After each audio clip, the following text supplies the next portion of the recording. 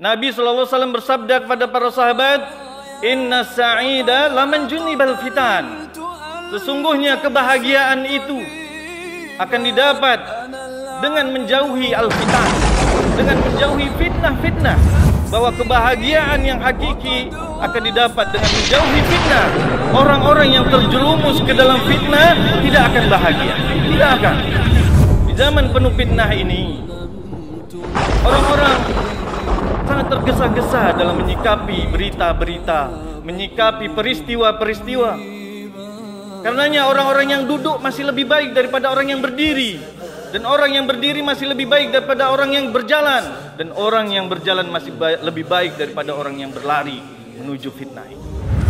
Karena Allah Subhanahu wa taala berfirman, "Wa may yattaqillaha yaj'al lahu makhraja."